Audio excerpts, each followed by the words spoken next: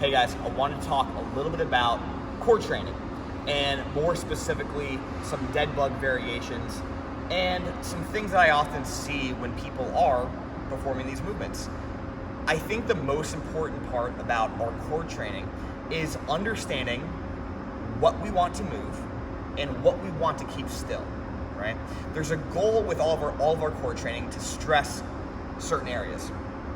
And when things are moving that maybe we don't want to move, we end up stressing other areas. So when we're performing things like planks, like dead bugs, or even things like Pallof rotations, we have an expectation of where we want to feel that, of where we want the stress.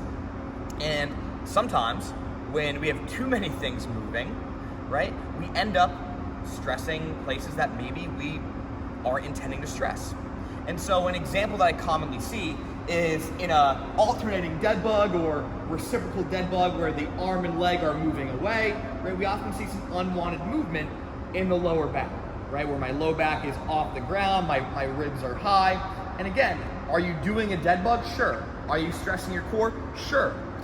But there are other ways to make sure that we're getting done what we need to get done. And this is where we want to think about controlling degrees of freedom or introducing constraints to the exercise to make sure we're getting done what we want to get done. So a really simple way to introduce this is by using an external object like a foam roller, in this case, to get the job done in a fail-proof way.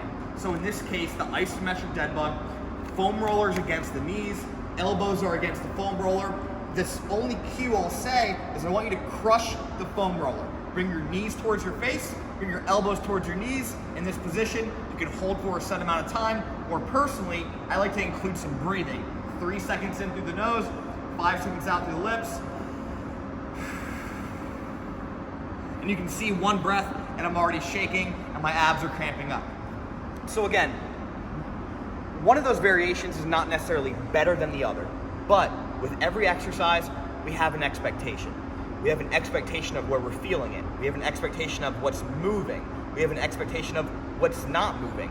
Using constraints, controlling degrees of freedom allows us to be more specific and strategic in that dose of the exercise.